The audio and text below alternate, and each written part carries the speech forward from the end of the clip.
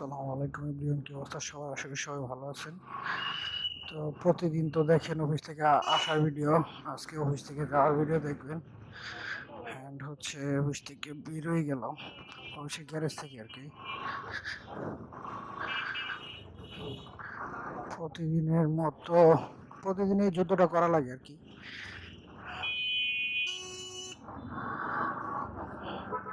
মানে ধানমন্ডি থেকে বেরোইছি, আমার অফিস হচ্ছে ধানমন্ডির 7 এতে কেএফসি। আমার বড় ভাই ডাক দিছে, বড় ভাইয়ের সাথে দেখা করে যাবো ইনশাল্লাহ। আসসালামু আলাইকুম বড় ভাই।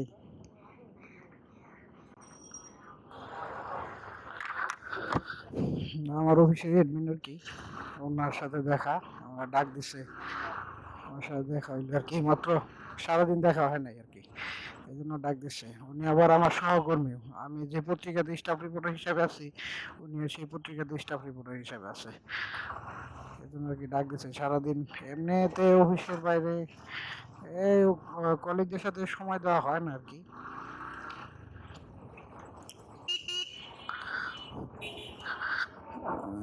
আজকে মনে হয় মোটামুটি ভালোই জ্যাম পোহাইতে হবে আর কি।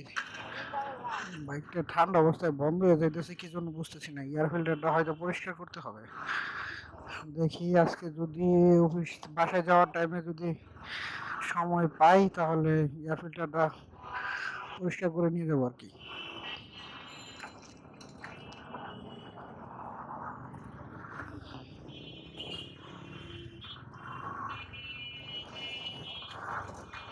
সোজা যাবো, সোজা দিয়ে পরে ওই পার দিয়ে চলে যাবো আর কি। কালকে গেছিলাম মেবি এই রাস্তা দিয়ে, তবে আজকে ধানমন্ডি এই এরিয়াটার ভিতরে আপনি যে রাস্তা দিয়ে ঢুকেন না কেন, আপনি ঢুকতে পারবেন আর কি। আপনার গন্তব্যস্থলে আপনি যেতে পারবেন, যে কোনো এক রাস্তা দিয়ে ঢুকলেই হবে। আজকে এটা দিয়ে চলে যাই, 9 10।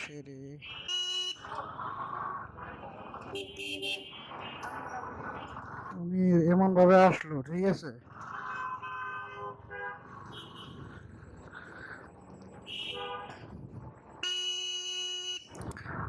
এই ঢাকা শহরে অটো রিক্সা অনেক হয়ে গেছে। অটো রিক্সাগুলা মানে একটা লিমিটের মধ্যে থাকতো, যে অল্প অল্প। আসলে অটো রিক্সাগুলো দিচ্ছে মূলত যারা প্রতিবন্ধী তাদের জন্য, কিন্তু এখানে আপনার ভালো মানুষ এখন প্রতিবন্ধী হয়ে গেছে আর কি। দেখা যায় যে সবাই চালায় আর কি অটো। আগে মানে যখন পায়ে রিক্সা ছিল, তখন এত রিক্সা ছিল না। এখন দেখা গেছে যে এই চার্জ করতেছে, ব্যাটারি আছে, পিক আপ দিচ্ছে, যাচ্ছে। হুটহাট করে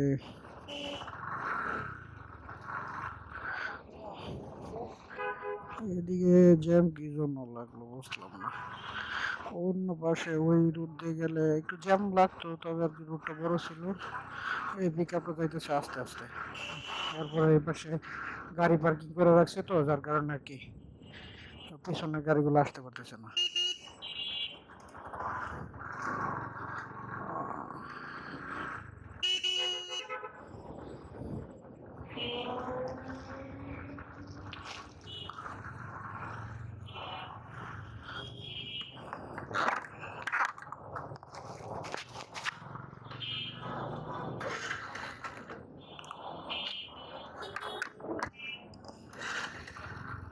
বাইকটা বন্ধ হওয়ার কারণ বুঝতেছি না, বারবার সকালে এরকম 2 3 বারই করছে।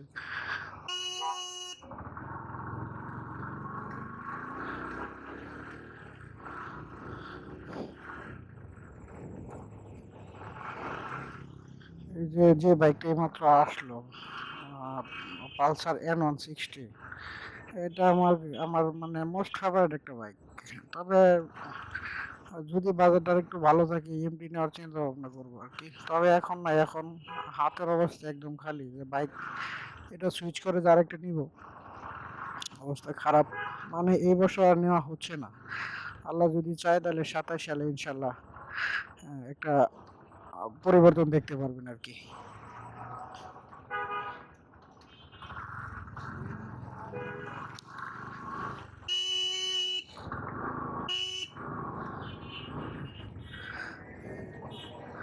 আমি আসলে ধানমন্ডি টঙ্গী থেকে ধানমন্ডি অফিস করি, ঠিক আছে, কিন্তু কিন্তু এই রাস্তা মানে রোড নাম্বার গুলো মুখস্থ আছে।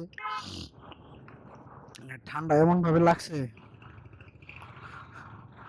মানে নিঃশ্বাস নিতে পারতেছি না, এরকম ঠান্ডা লাগছে আমার।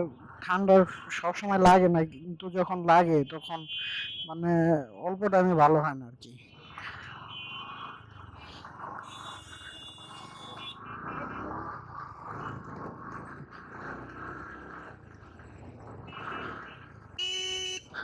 মানে ওই, আচ্ছা এটা হচ্ছে ধানমন্ডি মনে হয় 12 রে, এরকম হতে পারে আর কি। বিট গুলো এই পাশে বিট রাস্তা হচ্ছে চিপা, তারপর ওই পাশে ফালা রাখছে আবার ডালপালা। যেটালা ভাই,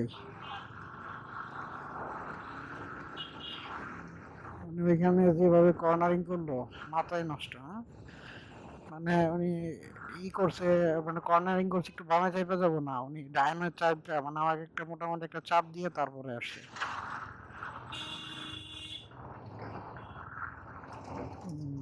বামে দিয়ে দেখি কতদূর যাওয়া যায়।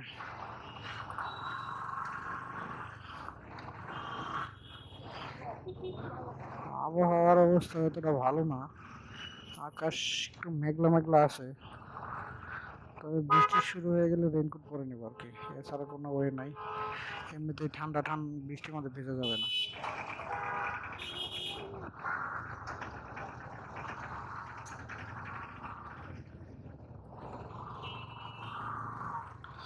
বৃষ্টির মধ্যে ভিজলে এই ঠান্ডাটা হয়তো আর একটু বেড়ে যাবে। আমি রাত্রে ঘুমাইতে পারি না, একে তো হচ্ছে গরম, মানে ঢাকায় এখন প্রচুর গরম। আপনার কারেন্ট থাকে, ঢাকায় গ্রামের তুলনায় ভালোই কারেন্ট থাকে, তবে হচ্ছে গরমটা মানে আপনার মানে অতিরিক্ত গরম লাগে, অতিরিক্ত। দেখছেন অবস্থাটা, ওই ডান পাশে আইসা এই পাশে, এই মাঝখানে হচ্ছে ডিভাইডার। এই অটোগুলো আপনার মানে পিছনে না দাঁড়ায় ডান পাশে আইসা রাস্তাটা ব্লক করে রাখছে রীতিমতো। এদের কি বলবেন।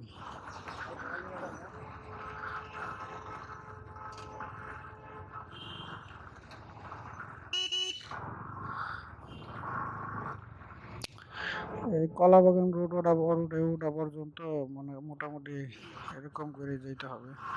তারপর সংসদ ভবনের সামনে, সংসদ ভবনের আগে আর কি একটা আছে, সিগন্যাল আছে, ওই সিগন্যালটার পরে মোটামুটি ফ্রি। তারপর হচ্ছে আবার বিজয় সরণি যে মেট্রো স্টেশনের এখানে যে সিগন্যালটা, এটাতেও মোটামুটি মানে যদি বেশি সময় হয় তাহলে 5-6 মিনিট দাঁড়াইতে হবে মিনিমাম।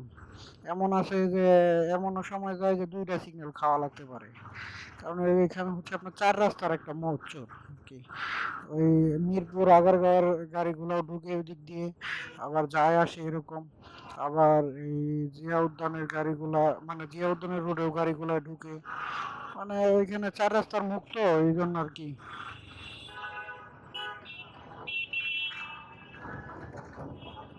আমার হেলমেটের স্ট্র্যাপটা মনে হয় একটু শক্ত, গলায় লাগতেছে, শক্ত হয়ে গেছে যার কারণে গলায় লাগতেছে আর কি।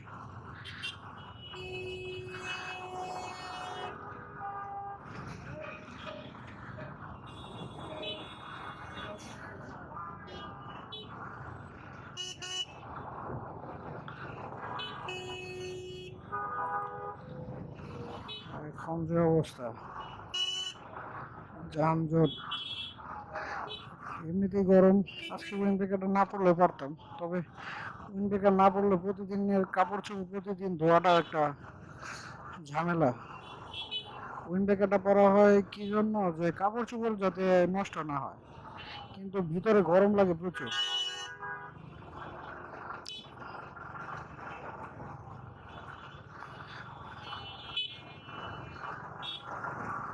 এই ডানের দিকে যাই, ডান দিক দিয়ে চাপে চাপে যাইতে থাকি। ধানমন্ডির 27-এ আছি আর কি। লেগুনাওয়ালা ভাই তো আমারে যাইতে দিল না।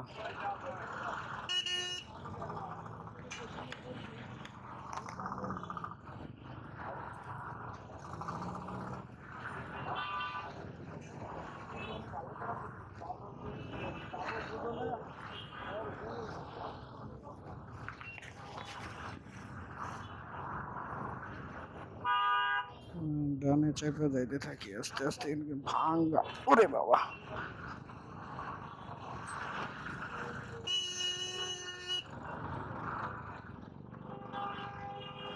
এছাড়া কোনো ওয়ে নাই।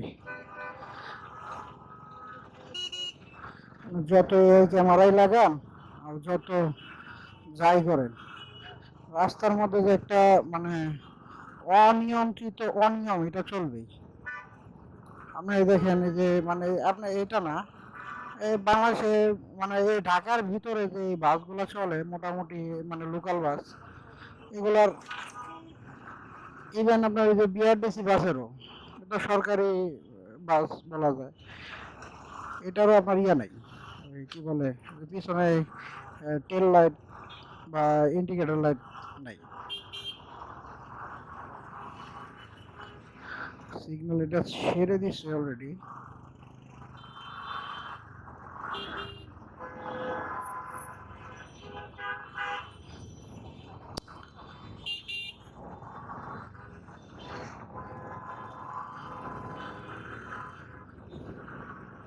এইদিকে যদি সোজা যান, মানে আমি তো এদিকে চলে আসছি, যদি সোজা যান আপনারা মিরপুর শ্যামলী হয়ে মিরপুর ঢুকতে পারবেন আর কি। আবার ওই সামনে দিয়ে ঢোকা যাবে, বিজয় সরণি মেট্রো স্টেশনের নিচে দিয়া ওদিক দিয়ে যাওয়া যাবে। তবে এদিক দিয়ে যানজট কেমন থাকে আমি জানি না, কারণ আমি একবার গেছিলাম মাত্র এই রোডে, এই মানে মেট্রো স্টেশনের নিচে দিয়ে। আজকে যাব কি যাব না, না আজকে না, আরেকদিন ইনশাল্লাহ এই রোডে যাব। তবে নাকি রাস্তা খুব সুন্দর, একদিন গেছিলাম তবে রাত্রেবেলা গেছি তো, ওই মানে ওইরকম ভাবে আর কি দেখা হয় নাই।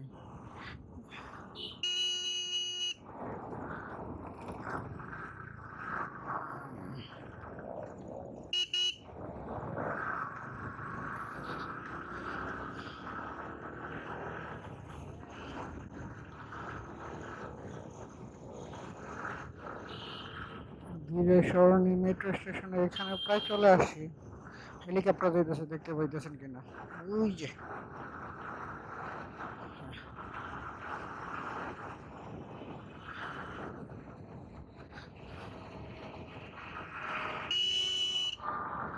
তবে ব্লগিং কন্টিনিউ কতটুক্ষণ করতে পারবো জানি না, কারণ ফোনেও চার্জ কম। আর হচ্ছে যে এই আমি ওই আবদুল্লাপুর পার হইলে ওই টঙ্গী এরিয়াটা তো একটু ডেঞ্জারাস এরিয়া, ওইখানে হুটহাট আপনার যদি ফোন যদি এই হ্যান্ডেলে যে মোবাইল হোল্ডারটা আছে এখানে যদি থাকে, তাহলে মনে করেন কি যে টান দিয়ে নিয়ে যেতে চায়। তো আমি সকালবেলা ওই জায়গায় ব্লগিং করা যায়, বাট সন্ধ্যার সময় একটু রিস্কি মনে হয়। আর রাত্রে ভিডিও কোয়ালিটি কেমন হবে সেটাও বলা যায় না। তা তবে আমার ভিডিওতে প্রায় সময় টঙ্গী থেকে ধানমন্ডি এই রোডটাই বেশি দেখতে পারবেন, কারণ আমার মানে যাওয়া আসা, বাইরে যাওয়া আসা খুব কম পড়ে। ওই মাঝে মধ্যে আর কি প্রজেক্টের কাজে কেরানীগঞ্জ যাওয়া পড়ে আর কি। আমার বাইকের কি তেল রিজার্ভে মনে হয় চলে আসছে, কালকে তেল ভরছি গাড়িতে, কালকে না পরশু দিন। শুক্রবারে তেল ঢুকাইছি বাইকে, 500 টাকা নিয়েছিলাম, এখন এই জন্য হয়তো রিজার্ভে যেটুকু আছে চলে যাওয়া যাবে বাসা পর্যন্ত। সন্ধ্যার সময় আর কোথাও দাঁড়াবো না, পাম্প থেকে তেল লোড করে নিয়ে যেতাম। কালকে ইনশাল্লাহ সকালবেলা অফিসে আসার টাইমে আল্লাহ যদি বাঁচায় রাখে, আল্লাহ যদি চায়, তাহলে তেল ভরে নিয়ে আসবো অফিসে।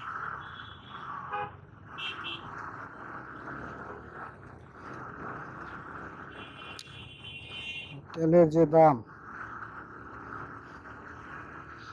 আগে 500 টাকা তেল নিলে মোটামুটি 4 লিটার মানে 4.25 লিটার মতো তেল চলে মানে ঢুকতো টাঙ্কিতে, আর এখন 3 লিটার সামথিং তেল ঢুকে আর কি, মানে প্রায় 1 লিটার তেলই নাই এরকম।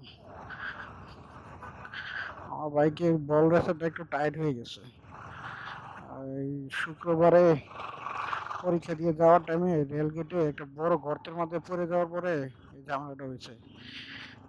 একটু হার্ড লাগে এই এমনি কোনো সমস্যা নেই, একটু হার্ড লাগতেছে আর কি। দেখি আজকে যদি সময় হয় তাহলে মিস্ত্রির কাছে যাব, মিস্ত্রির কাছে যেয়ে দেখি উনি কি বলে, যদি চেঞ্জ করতে বলে চেঞ্জ করবো, আর না হয় যদি উনি ঠিকঠাক করে দিতে পারে তাহলে তো হইলো। আর হচ্ছে যে এয়ার ফিল্টারটাও আমার একটু মনে হয় ক্লিন করার দরকার, কারণ অনেক দিন ধরে বাইকে সার্ভিসিং করাচ্ছি না, জাস্ট এই মাঝখানে ইঞ্জিন অয়েলটা ড্রেন দিছি আর হচ্ছে আহ, সামনে টায়ারটা চেঞ্জ করছি।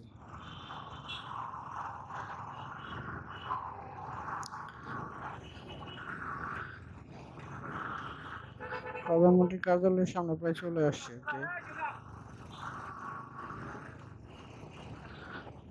এখানে পুলিশ দাঁড়ায় আবার কি বলে সোজা সোজা, মানুষ যদি ওইদিকে যদি ওনাদের কারো গন্তব্যস্থল থাকে এদিকে কিভাবে আসবে।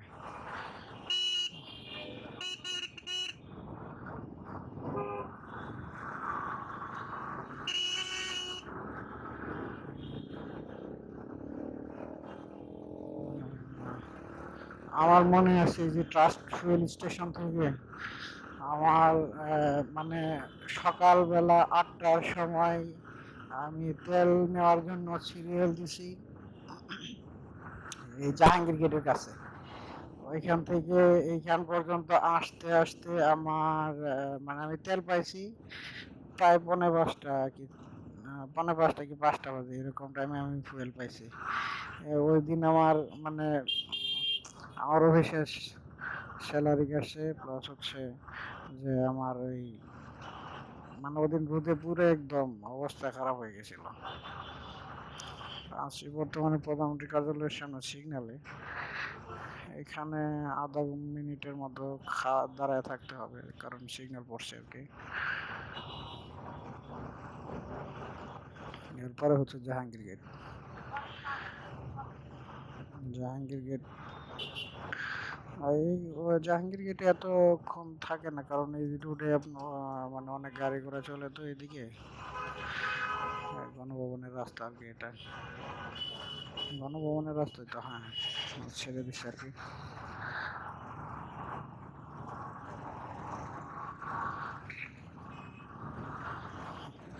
উজবুকের মতো কাজ কাম করে কিছু ড্রাইভার আছে না, উজবুকের মতো কাজ কাম করে। কিরকম যে সিগন্যাল এই করে দিছে, লাল বাতি জ্বলে গেছে, আপনি দাঁড়ায় যান, সমস্যা কি, উনি দাঁড়াবে না।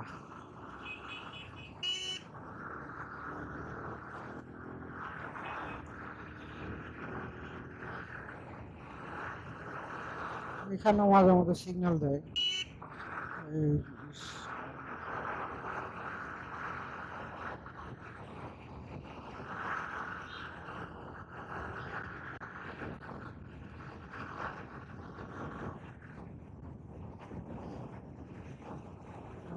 জাহাঙ্গীর গেটে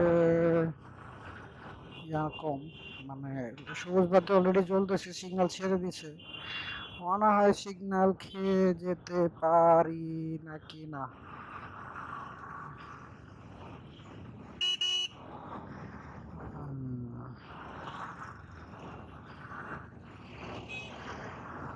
আমি ওই শুক্রবার দিন পরীক্ষা দেওয়ার আসার টাইমে একটা বোকামি করছি, মানে আমার এডমিট কার্ডে আমি দেখছি যে বিএস শাহিন কলেজ দেওয়া, ঠিক আছে। তো আমি রেগুলার এদিক দিয়ে যাতায়াত করি, আমি ভাবছি যে এই বিএস শাহিন কলেজ। আর আমি রাস্তাঘাট খুব কম চিনি আর কি, রাস্তাঘাট আর কি খুব কম চিনি। ওই যে এখানে একটা বিএস শাহিন কলেজ আছে, এই শাহিন কলেজ, এই কলেজের কথা ভাবছি যে এখানে হয়তো আমার পরীক্ষা। পরে একজন বলতেছে যে এই কর্মীটোলায় পরীক্ষা, যাদের মানে 2টা কেন্দ্রের পরীক্ষা পড়ছে। হায় হায়, পরে এখান থেকে আবার এখান থেকে বাইক নিয়ে চলে গেছি আর কি বিএফ শাহিন কলেজে ওই কর্মীটোলা। পরে ওইখানে যে পরীক্ষা দিছি যাইতে যাইতে মানে প্রায় হাফ চলে গেছে। হাফ অ্যান আওয়ার বলতে আর কি 10 মিনিটের মতো গেছে, আবার ওই সিট খুঁজতে খুঁজতে রোল নাম্বার লিখতে লিখতে খাতা দিতে দিতে মানে আর আধা ঘন্টায় কি আর হবে। তারপরে ওই অনলাইনে বলতে আর কি ফেসবুকে একটা গ্রুপ থেকে যে প্রশ্নটা পাইছি ওইখান থেকে মিলাইছি। 80 মার্কের পরীক্ষা ছিল। 60টা 60 62টা এরকম আর কি আমার ইয়া হবে আর কি সলভ করছি পরে। এই সে অবস্থা।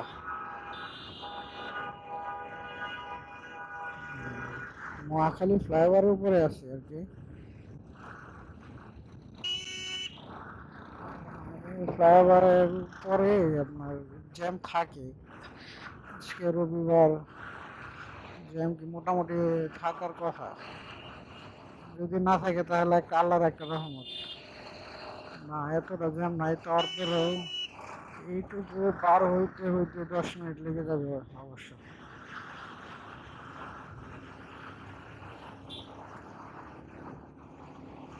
এখানে কি হয়েছে?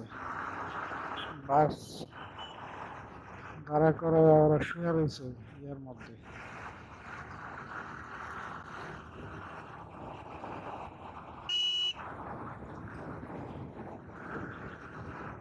সেতু ভবন।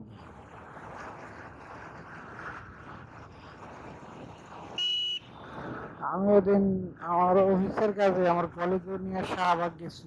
আমি এর আগে গেছি অবশ্য, তবে আর কি চিনি না। মানে ওই জায়গার নাম যে শাহবাগ আমি এটা চিনি না। ওরা আমার কলেজে যে এডমিনের যে কথা বললাম যে মানে ব্লক শুরুর সাথে সাথে যে ভাইকে দেখছেন, এই, আমার কলিগ, উনি আমাকে নিয়ে গেছে। ওনার সাথেই গেছিলাম পরে। ভালো লোক।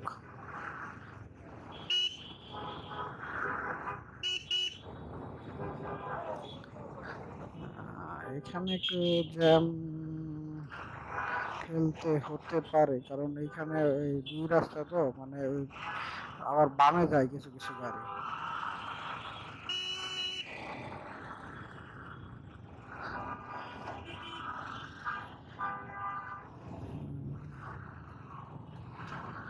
আমার এই বাইকটার একটা প্রবলেম হচ্ছে যে মানে ফার্স্ট গিয়ারে মানে চালাই না মাঝে মধ্যে, মানে ওই ফার্স্ট গিয়ার থেকে নিউট্রাল হয়ে যায়। এটা কি জন্য? মানে ডিসকভার 150 সিসির এই রোগটা, মানে ডিসকভার 50 সিসি বাইক আর কার আছে একটু আপনারা কমেন্টে জানাই দিন তো, এই প্রবলেমটা কি সবার হয় কিনা। আমি মিস্ত্রি দেখাইছি, অনেক মিস্ত্রি, ওনারা বলে যে এই প্রবলেমের কোনো সমাধান নাই। আজান দিতেছে।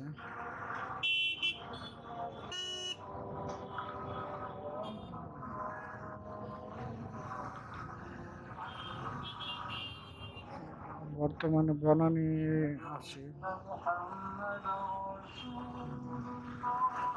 বর্তমানে বনানীতে। সন্ধ্যার সময় এই রুটে মোটামুটি জ্যাম থাকে, কারণ অফিস আদালত সব ছুটি হয়েছে তো। এখন জ্যাম থাকবে, মোটামুটি একটু ভালোই জ্যাম ফেলতে হবে।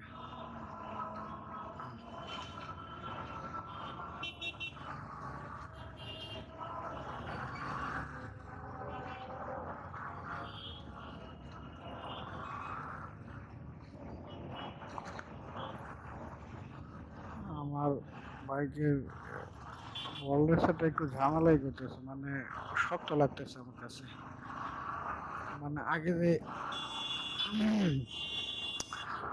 মানে হাতের ইশারায় যে ঘুরতো, কিন্তু এখন একটু টাইট লাগতেছে।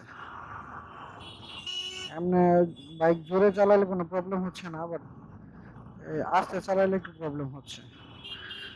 বাইকের সামনের চাকার এয়ার প্রেশারটাও একটু চেক করতে হবে আর কি, যে ভিতরে হাওয়া কত পিএসআই আছে এটা চেক করতে হবে। আর দেখি বল রেসার কোনো প্রবলেম আছে কিনা চেক করে নিয়ে যেতে হবে।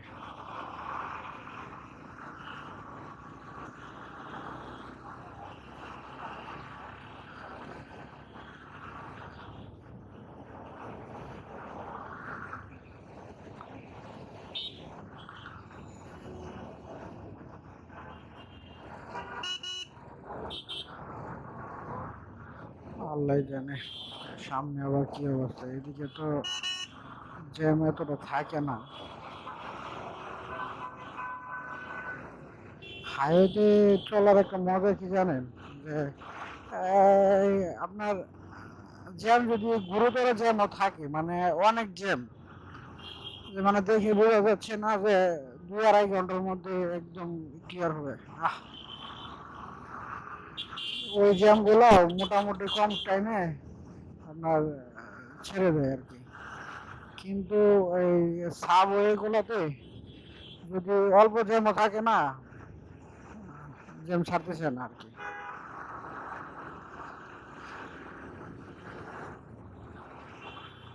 বাই দ্য ওয়ে, আমি কিন্তু এখন ওই যে পিঙ্ক কালারের বাস দেখি নাই।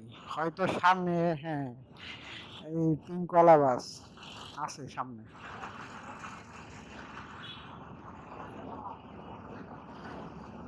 Pink colour.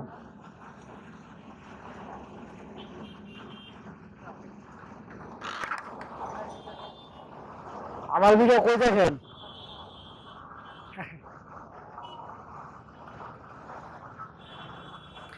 ইউটিউবে না ফেসবুকে? ইউটিউবে না ফেসবুকে? Thank you.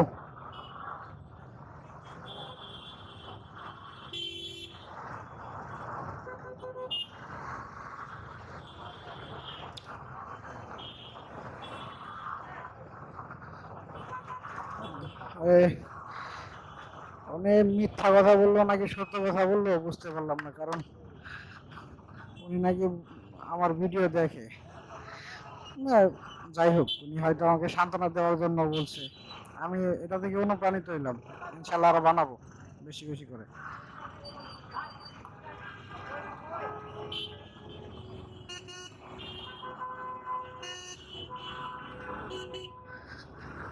এই যে পিঙ্ক কালার মহিলা বাস সার্ভিস, হ্যাঁ, এখন সবাই তো বলতেছে যে মানে এটাতে উঠলে নাকি মানে যান জানার উপর দিয়ে একটা ভেসেল যায়। কিন্তু আল্লাহ পাক ভালো জানে ওনাদের ইয়া কেমন। বা এটার আশেপাশে থাকা যাবে না, বা মহিলা মানুষদের বিশ্বাস নাই। জোকসে বাট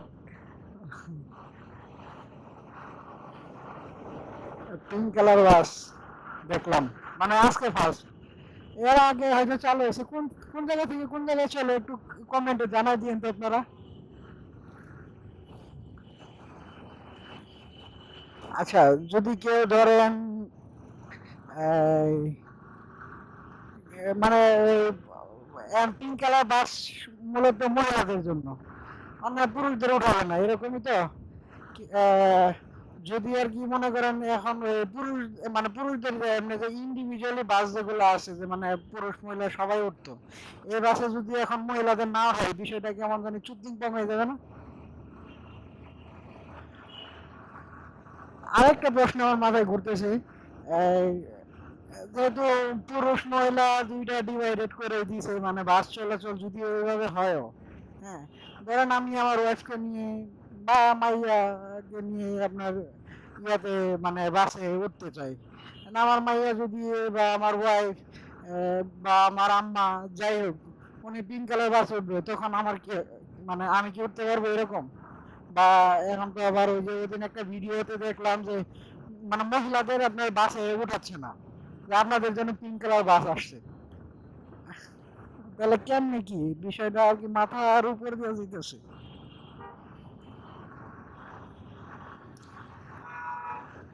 না, এটা মহিলা মানুষ যদি না, আপাতত মনে করেন কি যে ফায়ার সার্ভিসের কাজ আর ড্রাইভিং পেশাটা বাংলাদেশে মহিলাদের দিয়ে না করানো বেটার আমার ব্যক্তিগত মতামত অনুযায়ী। ওনারা হয়তো পারবে, তবে একজন পুরুষ মানুষ যতটা মাথা ঠান্ডা রেখে যে কোনো কাজ করে, মহিলারা ওরকম পারে না। তবে বাকিটা বলা যায় না, এই বাস সার্ভিস কতদিন ভালো চলবে। হয়তো মানে এই বাস সার্ভিস চালু হওয়ার পরে 2-3টা নিউজও পাইলাম যে মানে বিভিন্ন জায়গায় আপনার লাগায় টাগায় দিছে, অ্যাক্সিডেন্ট অ্যাক্সিডেন্ট করছে।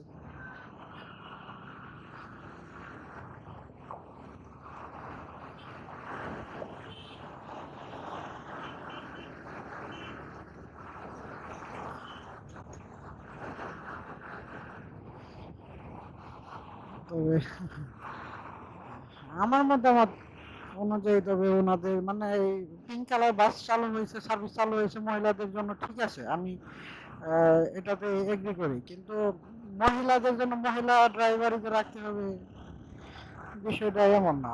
পুরুষ ড্রাইভার দেখ, সমস্যা কি, একজন পুরুষ ড্রাইভার দেখ, মহিলা দরকার পড়লে হেল্পার দরকার পড়লে মহিলা রাখুক, এই টাকা ওঠানোর জন্য, ইয়ের জন্য। কিন্তু মহিলা ড্রাইভার বিষয়টা আমার কাছে একটু ইয়া লাগে, উইয়ার্ড লাগলো আর কি।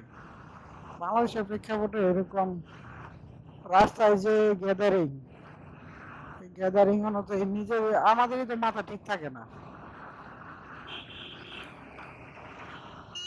আল্লাহ না করুক একটা বড় ধরনের একটা দুর্ঘটনা ঘটলে কি অবস্থাটা হবে আপনি চিন্তা করছেন? ঠিক আছে, পুরুষদের পাশাপাশি মহিলাদের স্বাবলম্বী হওয়া দরকার, কিন্তু দেশের পুরুষটা একদম মরে যায় না, বা এই, একদম হয়ে যায় না, একদম ভ্যানিশ হয়ে যায় না, আপনার পুরুষ ড্রাইভার দেন, সমস্যা কি, মহিলাদের বাস চালাক।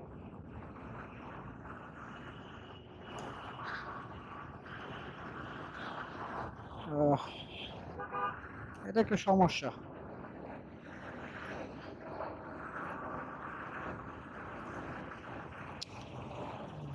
পাকিস্তানের একটা ভিডিওতে, মানে ভিডিওটা ফানি ভাবে প্রেজেন্ট করছে, তবে ঘটনাটা সত্যি, যে পাকিস্তানের সর্বপ্রথম মহিলা ড্রাইভার দ্বারা পরিচালিত বাস সার্ভিস চালু হয়েছে, হ্যাঁ। এখানে একটা ব্লগার আপনার ভিডিও করছে, মানে 30 মিনিট পরে বাসটা যায় আপনার খাদে পড়ছে। এই ভিডিওটা আপনারা কে কে দেখছেন কমেন্টে জানায়েন।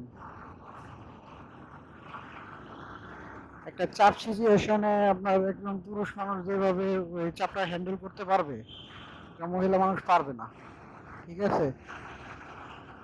ওনারা হয়তো আগ্রহ নিয়ে ই করতেছে, করুক, যদি করতে পারে ভালো। তবে আমার মতামত অনুযায়ী এখানে মহিলা, ভাই একজন ড্রাইভার যারা রাস্তায় গাড়ি চালায়, বাস চালায়, ট্রাক চালায়, ওরা মিনিমাম 15 থেকে 20 বছরের অভিজ্ঞতা নিয়ে আসছে। এই ধরেন এই যে বাসটা যে চালাইতেছে, ওনার অভিজ্ঞতা মিনিমাম আপনার কি বলছে না হলে 10 বছর আছে। আর আপনি মাত্র 3 মাসে একটা ট্রেনিং করে আপনার এত এত ট্রাফিক যুক্ত একটা ইয়াতে আপনার ইয়া চালাবেন, একটা বাস, তারপরে 2 তলা বাস, এত ভারী একটা যানবাহন, কেমন সম্ভব ভাই? আরো এক্সপিরিয়েন্স হওয়ার দরকার ছিল, যে ওনাদের এই সার্ভিসটা যেহেতু চালু হইতেছে, যে ওনাদের মিনিমাম 1 থেকে মানে মিনিমাম 6 মাসের একটা ট্রেনিং নেওয়ার দরকার ছিল। এখন তো মানে যাত্রীবাহী বাস, আপনি চিন্তা করতেছেন যে, মানে চিন্তা করেন একটা দুর্ঘটনা যদি ঘটে, এই নিচে 40 জন যাত্রী, উপরে 40 জন যাত্রী, এরপর যদি আরো ভিতরে আপনার মহিলাদের সাথে যদি বাচ্চা কাচ্চা থাকে, এটা কি অবস্থাটা হবে? তবে সরকার পর্যন্ত যদি আমার এই কথাটা পৌঁছায়, আপনারা একটু বিবেক বিবেচনা করে দেখবেন যে এখানে একজন পুরুষ বাস দেন, একজন পুরুষ বাস দেন, এত একটা ভারী একটা যানবাহন ওনারা কিভাবে হ্যান্ডেল করবে, এটা একটা ভাবার একটা বিষয়। ওদিন দেখলাম যে এই মানে ভিডিও করতে না করতেছে, মানে উনি ফ্লাইওভারে বাস উঠাইতে পারতেছে না।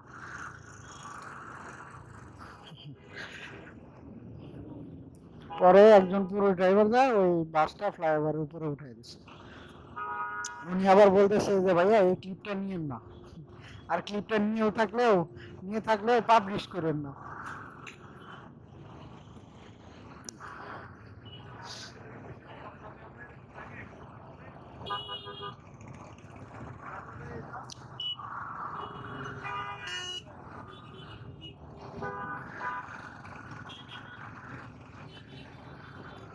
এখান থেকে শেরপুর 170, কিন্তু সিরাজগঞ্জ 122 কিলো, জামালপুর 158।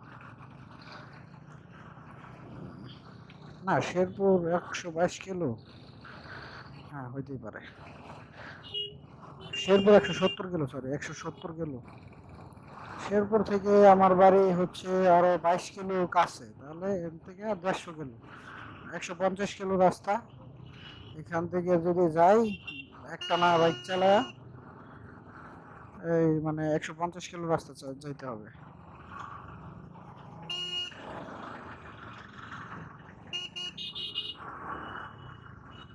ও, এইদিকে জ্যাম আছে আজকে। সামনে আমি একটা দোকানে দাঁড়ায়া একটু চাটা খাবো। শরীর খুব ক্লান্ত হয়ে গেছে। ওই থার্ড টার্মিনালের পাশেই একটা ইয়ে আছে, ওইখানে আর কি একটু রং চা খাবো। গলা ব্যথা করতেছে।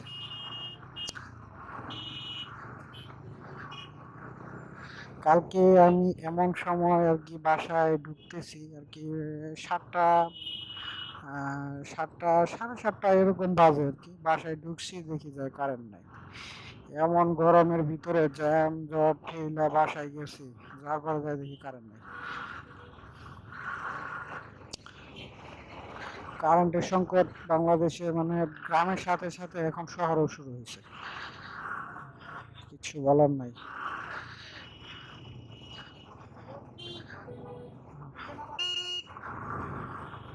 এই দিক দিয়ে চলে যাই, এক কাপ চা খাবো, তারপর চলে যাব।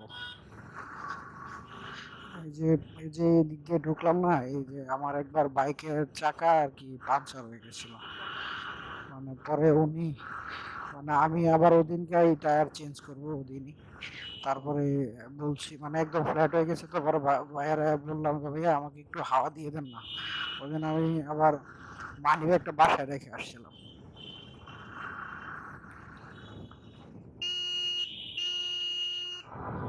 সামনে যাই করবো, এই দিক দিয়ে যতটুকু যাওয়া যায় এই দিক দিয়ে চলে যাবো আর কি।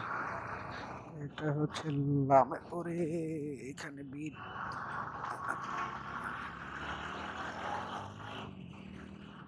এখানে বিট লা মেরিডিয়ানের সামনে দিয়া এইখানে চা খাবো। হ্যাঁ, হ্যাঁ।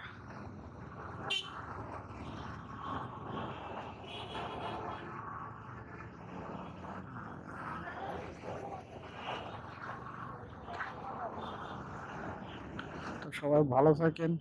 আল্লাহ হাফেজ। আজকে আর কন্টিনিউ করবো না, কারণ অন্ধকার হয়ে গেছে। আর সামনে ওইদিকে ওই টুঙ্গি স্টেশনের দিকে আপনার ফোন যদি বাইকের ইয়াতে রাখি তখনই টান দিয়ে দেয়, আর এইখানে থাকলে অবশ্যই টান দিবে। ওই এরিয়াটা খুব ডেঞ্জারাস এরিয়া। তো সবাই ভালো থাকেন। আসসালামু আলাইকুম।